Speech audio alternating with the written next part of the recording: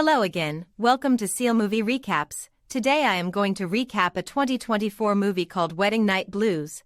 The movie opens to a couple having some kind of argument. They are having a heated disagreement. The woman is shocked by her discovery while the man is ashamed of his actions. Next we are taken to a scene of the wedding of the couple. Nusa is a promising young man who is getting married to the woman of his dreams. Wonu is his dashing bride. They look so happy together. The wedding goes smoothly as planned. They exchange rings. His friend is excited for him for his big night. It turns out that the couple dated for years in abstinence. Wonu's friend is also ecstatic for her friend's big night, so she bought her a sexy lingerie for the night. Things don't go as planned. Nusa couldn't get himself to make love with his wife. He fakes a stomach problem to avoid.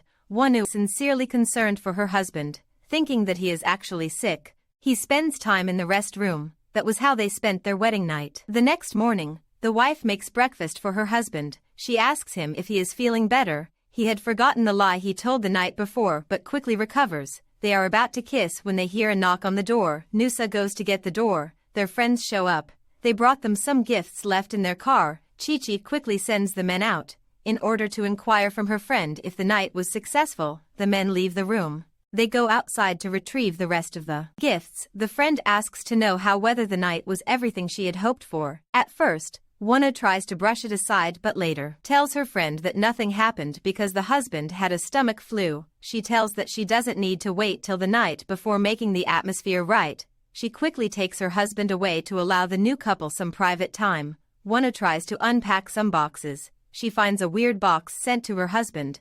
Nusa places a call to his ex whom he knows must have sent the package. He is furious that she would pull such a stunt. This is the reason for the scene we saw at the beginning of the movie. It is clear that this is the reason Nusa couldn't touch his wife. Wonu believes that he prefers a weird form of intimacy. She confronts him about his choices. She knows that within the 2 years of their supposed celibacy, Nusa was sleeping with his ex. He claims that it's just a one-off thing. As his wife attacks him, he reminisces and compares it with his moments with his ex and almost hit her. He apologizes. Wonu drags along her packed bags. She is determined to leave him after such revelation but faints instead. She is rushed to the hospital. The doctor reveals that the mother and child are doing fine. Nusa is shocked by this. They haven't been intimate since they met. How can she be pregnant? He gets angry with her as soon as she became conscious. He tells her that if she wanted to cut off the celibacy, she would have just said so. He is so disappointed because she is the one that made the abstinence rule. She just cries all through as the husband leaves. In anger, she calls her friend who in turn calls her own husband to try to find the whereabouts of Nusa. Chi-Chi tells Wonu that her husband is on a lookout for Nusa and will call if he turns up. Chi-Chi encourages her friend to open up and talk about what has happened in her marriage. If not to her then to her parents or a therapist. Nusa goes back to his ex and they get it on. He chokes her by the neck. They both get inside the house. They get into the weird intimate actions that Nusa is familiar with, called dominatrix. They sleep together. Instead of going home, he spends the night in his office. His friend finds him sleeping in the office. He yells at him because no one knew where he was. He asks him if everything is okay with him. Wonu gets a call from her mom. She lies to her saying that all is well with her. Her friend is still trying to wrap her head around the reason Nusa will leave her alone for days. She tells her that lying to her mother is a bad idea. If she is not willing to open up to her or her mother, she gives her a number of a friend who happens to be a therapist. Wonu is reluctant, but if she wishes to save her marriage this looks like the only way out. Wonu goes to see the therapist. He starts the session a friendly note. She relaxes her because she seems nervous. Also tells her it's a safe space. Back in the office, Nusa is discussing some work matters with his friend. In the middle of shouting at his friend for talking about him sleeping in the office and leaving his wife alone, his friend informs him that he saw his wife with some man that he didn't recognize. This information leaves him with mixed feelings. He assaults the man, thinking that he is the one having an affair with his wife. He injures the counselor. His friend cautions him. He tries to bring him back to his senses. As they were still talking, Wonu bursts in demanding why Nusa had to beat up the poor man. He doesn't feel any remorse for the man whom he thinks impregnated his wife. She informs him that the man he just bruised is actually her counselor, whose only crime is to listen to her own side of the story, unlike Nusa that never gave her a chance to defend herself. The counselor he just attacked has been the one advising her to find a common ground to communicate, to talk to her husband and set things straight. He yells at her to get out. The whole confrontation is new to Noosa's friend. He is still shocked by what he just learnt. Wonu goes back to her therapist. He wants her to break the ice about how she got pregnant. She starts to tell the story of how it all started.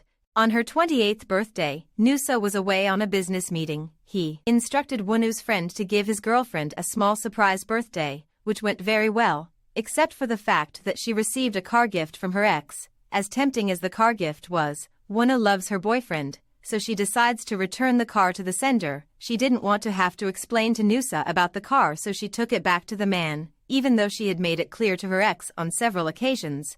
But the guy kept on butting into her relationship with Noosa every chance he gets. When she got to his house, she makes it clear that she wants nothing to do with him or the money he gets from defrauding people. One thing led to the other and he raped her. After the assault, she went to the clinic, got checked, took all the necessary tests and medications. She never expected to fall pregnant after taking all the precautionary measures. It is what it is, I guess. The two friends are seen buying food from a vendor. Fred tells his friend that the best thing to do is to apologize to the man he assaulted and also seek his counsel. Noosa goes to see the shrink. He apologizes for hitting him. He admires his courage for walking in to apologize, knowing full well that he could get arrested for his action. He accepts the apology. The psychologist seems to be a very understanding person. He pours Noosa a drink. He is surprised by this gesture. Noosa then gets to the real reason he came by. He asks the man how his wife got pregnant. Inasmuch as he wants to help Noosa, he has to talk to his wife and get the information out of her directly because of doctor-client privilege.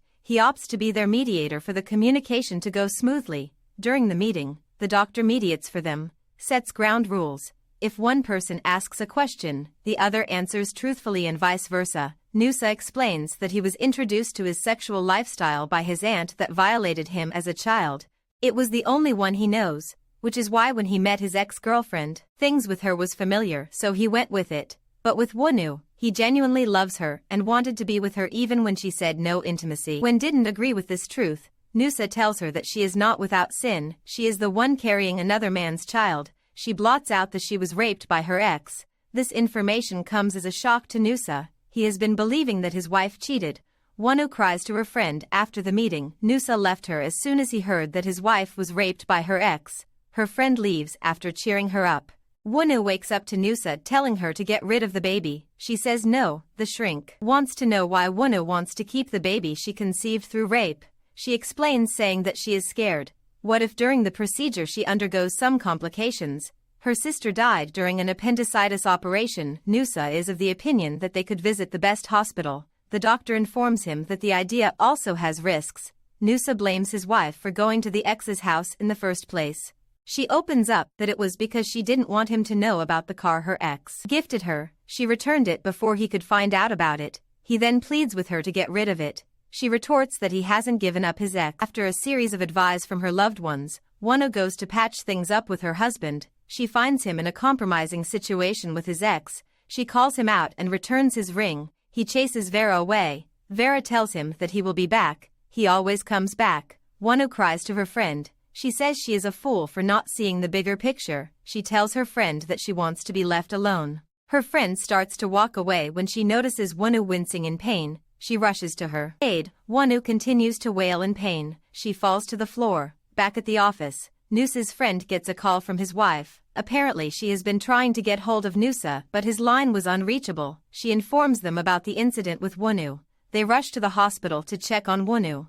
The doctor informs them that Wonu is doing well, but the baby is not doing so well. It turns out that it is an ectopic pregnancy. There won't be any need for surgery. She will administer a drug to flush the baby. There was no objection from the couple. Instead, the news brought them some kind of relief. This brings them closer together, but not close enough. Though the issue of the baby has been sorted, things have not gone back to normal. Wonu thinks her husband hasn't given up his ex. To prove that he has, he calls the lady, puts the call on speaker, tell her to leave him and his family alone. They promise to start over. We see them being intimate for the very first time and it was magical. Don't forget to like, comment and subscribe for more contents like this.